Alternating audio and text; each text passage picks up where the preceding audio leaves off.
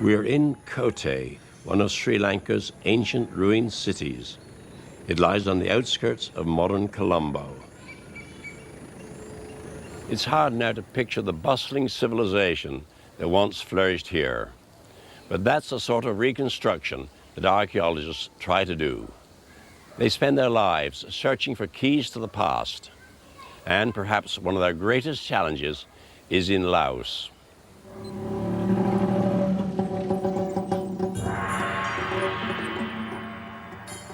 The fabulous temples and golden statues of Vientiane hide an even greater treasure. For Tongsa Sayavongkamdi, a journey to the strangest place in Indochina begins with this jar. The plain of jars is a large area where thousands of jars have been lying there for more than 2,000 years now. And no one knows exactly who made them, why they were made. And there are a lot of mysterious things about these jars.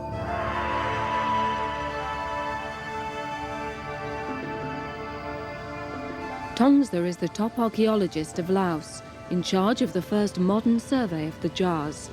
They lie far away in the remote north.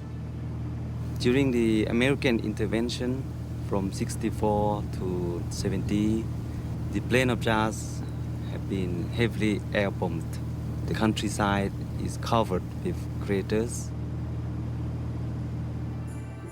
The town of Pong Savan is the nearest settlement to the plain. To the local people, the jars are just part of the landscape.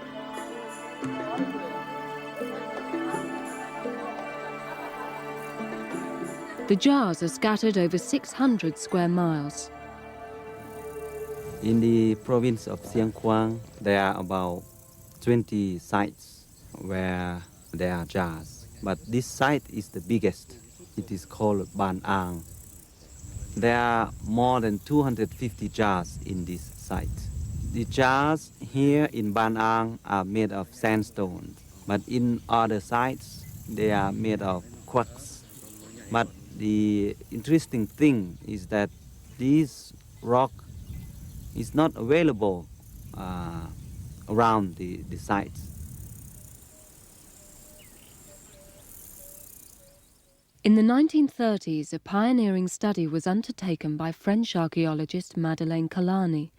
An intrepid traveller, she made 3 expeditions to Laos. She counted, measured and mapped the jars, but never managed to uncover all of their secrets. She could find no trace of where the jar builders lived. The shape is also very interesting because it's not a regular shape. You can't roll a jar. It won't be easy to roll a jar. It's irregular. There is a large variety of shapes too. All of them are different. Helped by local state archaeologists, Tongsa begins his fieldwork by checking Kalani's findings. At 10 feet in height, this proves to be the largest jar of all. Tongsa finds more questions than answers. In this site, we have found 1 lid. But why only 1 lid when we have 250 jars? And the shape, the size, don't fit to any of the jars. So another theory said that it might be an offering table rather than a lid.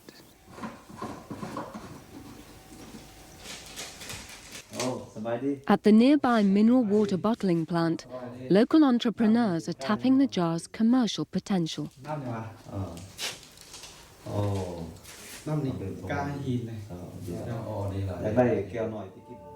Legend says that the jars were vats for rice wine at a party held by a Chinese warlord to celebrate a victory in battle.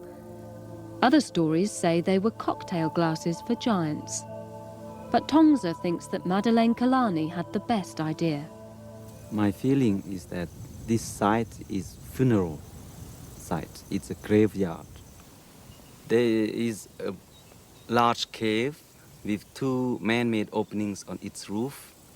And there is a theory which I support, suggesting that It used to be a crematorium, and remains were kept in the jars, and we'll have to look for these remains. The plain of jars, it's unique of its kind. It's very valuable cultural site. It's a place full of mysteries and questions, and we are just trying to find the answers to them. What an extraordinary place. I wonder if the people of the future will be as puzzled by the bomb craters as we are by the jars. The only thing that would clear up this frustrating mystery would be some kind of a written document explaining why people created it. And that's very unlikely now. But sometimes archaeologists do find surprising answers, often against most formidable odds.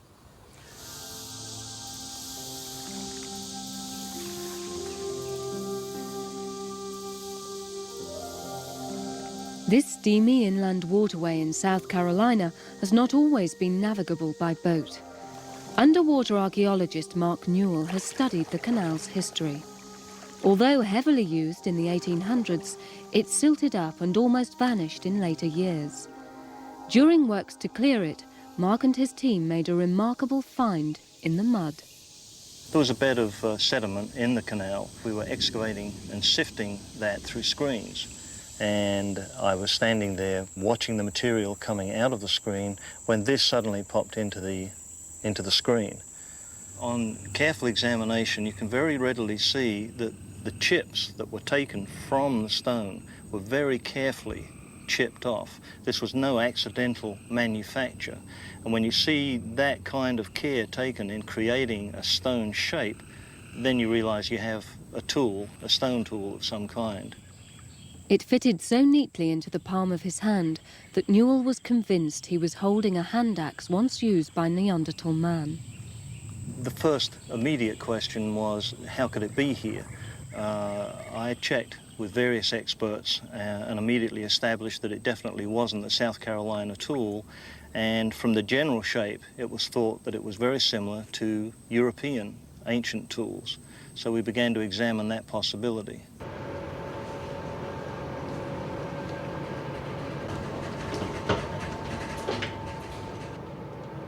The trail led him to the British Museum and its vast storeroom of Stone Age implements.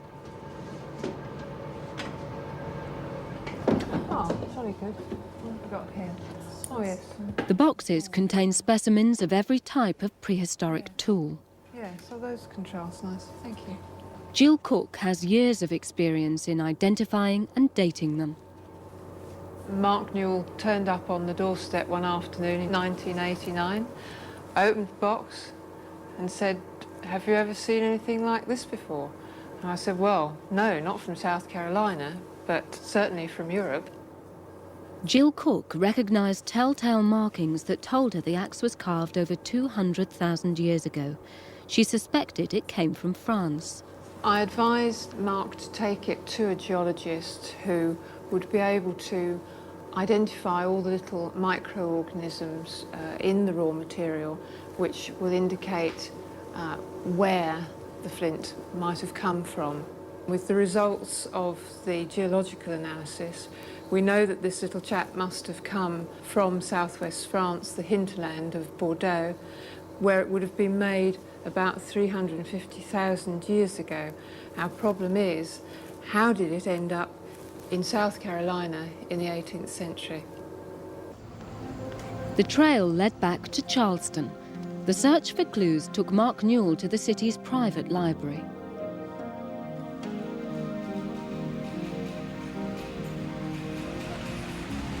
I'd like to see copies of the South Carolina Gazette for 1824. 1824. Just a moment, Okay, please. I'll be at the table over there. Thank you. In existence since colonial days, the Library Society is the repository of local historical knowledge. Newell's hunch was that the answer lay in newspaper reports of a tragedy on the Santee Canal where the axe was found. The Gazette, 1824. We do ask that you be very careful. The pages are brittle, and so they tend to tear or flake easily. And if there's anything else you need, just ask. Thanks, Dan. One of the most interesting items we found was this report right here in the Gazette of Saturday, May 22nd, 1824.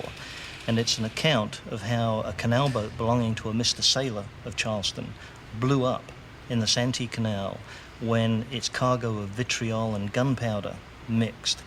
And that began to give us an explanation or some clues as to how the stone might have ended up in the canal. The small vessels that plied the canal in those days carried rocks and stones as ballast. Often this came from ocean ports, dumped by ships from Europe after taking on new cargo. When the boat blew up, the explosion scattered the entire contents, cargo and ballast rock, throughout the canal. Plus, the canal boat would have been dragged through the canal to clear it after the accident, again depositing its contents along the length of the canal in which our excavations took place. For a 250,000-year-old Neanderthal chopper core to be transported from somewhere near the port of Bordeaux to Charleston, and from Charleston into the Santee Canal, and then to be discovered that many years later is pretty phenomenal. Off the coast of California, these divers know that beneath the waters of the Pacific, they will find puzzling archaeological treasures. Dive, dive, dive. In 1975, skipper Bob Meistrel retrieved a strange stone from the ocean floor. A hole had been drilled clean through it. The divers are looking for some more.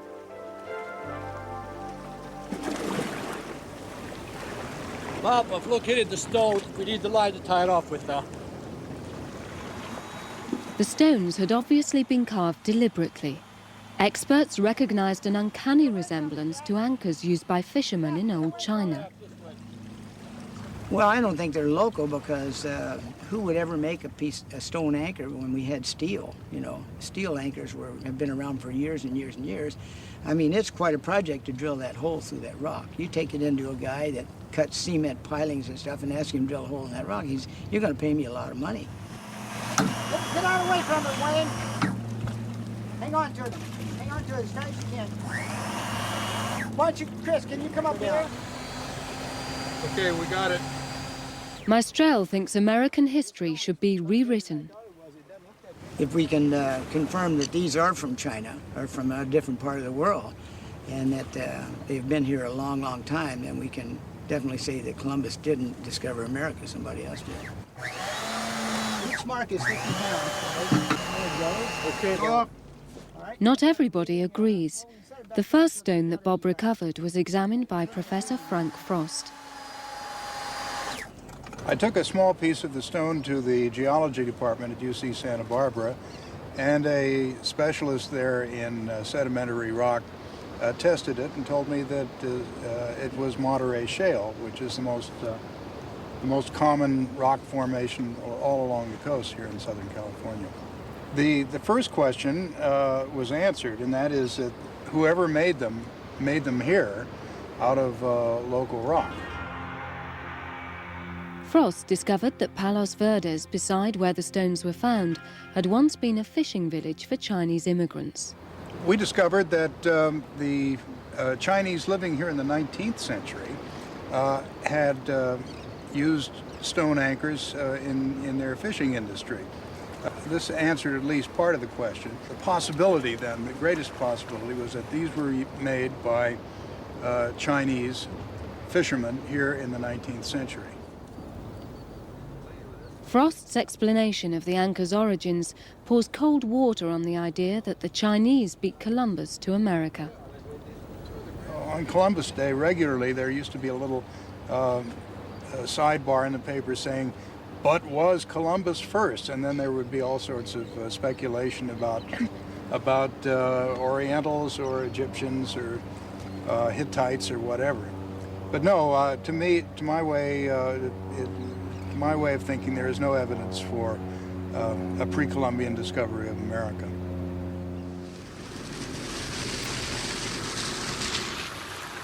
Another riddle lifted from the seabed has taken 60 years to solve.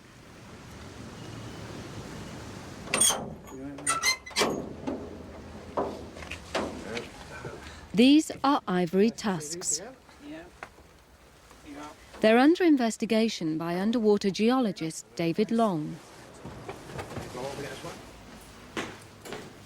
Long has a favourite theory that the North Sea was once dry land and home to prehistoric animals. He read in the Times of 1934 that 2 ivory tusks had been hauled in the nets of a fishing vessel off the Shetland Islands. Professor Ritchie of Aberdeen University declared they had come from a mammoth. The owners of the fishing vessel were delighted with the publicity this brought to their fish shops. David Long was curious to know if the story was true. So I took measurements and photographed them, and I then went off and tried to look at other mammoth tusks in various museums and realised these weren't quite the same thing. Long used a known mammoth tusk for comparison. The way one can distinguish between mammoth tusks and the elephants is that a mammoth tusk is curved in 2 planes. If you can see the big curve here, but there's also another curve underneath here if I rotate it. And that the tusk is turning slightly. Whereas these 2 tusks here are actually just curved in 1 plane. They're quite flat here on the bench, but just curved like that. Immediately I began to realise they're quite different. He got permission to take a small sample of the ivory for carbon-14 dating. He sent it to Oxford University. They analysed it and wrote back that we came with a date of about 290 years old, plus or minus about 100 years, and they cannot be mammoths. They must be from modern elephants. Now, what were they doing east of Shetland? The shipping records of 1689 gave Long his answer. War in the English Channel caused ships to divert around northern Britain. Hidden in archives in Holland, he found the papers relating to a convoy of 4 Dutch traders. These had foundered and sunk in a storm. The 4th ship, which was the Wapen van Alkmaar, had actually set sail from what's called Sri Lanka these days. And that was well known as the major ivory exporting from the Indian subcontinent, that most ivory came out of that area. And that ship is recorded as having been lost to the east of Shetland. My feeling is that that is probably the most likely vessel from which these elephant tusks have come from, that they are modern elephant tusks brought by a ship, not a mammoth which happened to be wandering around on the North Sea 50,000 years ago. The solutions to the mysteries of the Chinese anchors and the Scottish tusks are intriguing and ingenious, but they won't change our view of the past. For archaeologists, the greatest prize is a discovery which gives a real insight into the thinking of extinct civilizations. One rare example of this came after centuries of research into the great temples of the ancient Greeks. An enormous amount is known about them, but what happened to the architect's blueprints?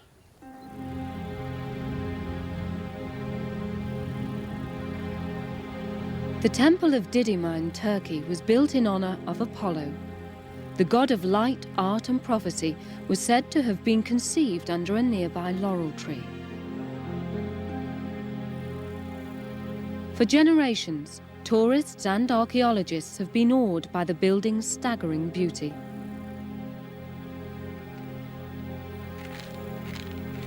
German researcher Lothar Hasselberger has been studying the building since he first came here in 1979. The architect, he was just genius, the amount of refinement that boils down here in fractions of inches. And it's just a tiny detail of this giant building, and this created this beauty that we are still amazed of. Lothar learned the temple's history, but no one knew how the architects had planned it, until he took a walk amongst the ruins one afternoon.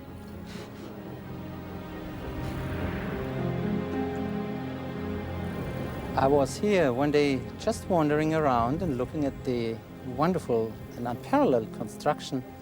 And all of a sudden I realized, my goodness, there are incised lines that all of a sudden melt together into quarter circle and semicircles and yet another sequence of quarter circles, exactly the way they are executed out in the temple. It showed up in such a brilliance and clarity that I had no doubts these are the one-to-one scale drawings of the construction plans for this very temple. To check his discovery, Lothar used mirrors to throw light onto the faint scratchings. He had found the blueprint for the columns. What we are looking at here, the outline, the bent outline of the shaft, that towards the bottom of the column ends in a profile, the quarter circle of which I'm following, and after a little step it ends in a semicircular profile where we can actually see even the center points for inserting the pair of dividers. Lothar drew out the plans. He found that the architects had altered their workings, but they were a perfect match for the finished pillars.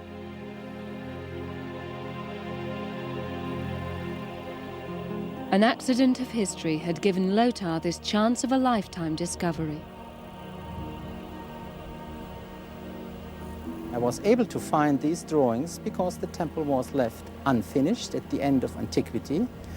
These drawings were, of course, meant to be taken away, erased again.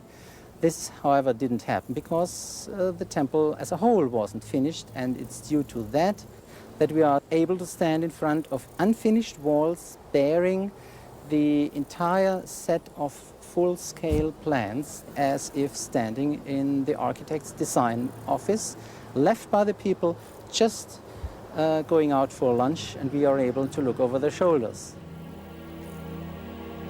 Lothar examined every inch of the walls with meticulous care. He found horizontal lines representing the column shafts. It's impossible to assume that the ancient master builders were exposed to this cumbersome procedure of reading their own plans. By looking more closely along the wall surfaces, I discovered in certain areas traces of reddish mineral pigments. And to cut a long story short, the entire wall surface intended for the drawings was covered with this reddish iron oxide, and I must say they stand up quite clearly against the reddish background. After having understood what I have seen, one thing was clear to me. This is a much more general answer than just resolving the design of this very temple. It's, on the whole, the answer of how Greek buildings had been designed. Well, the moral of these stories is this. Apparently insoluble mysteries may turn out to have simple solutions. But one thing is clear, the key to unlocking the past that you can't do without is good old-fashioned love.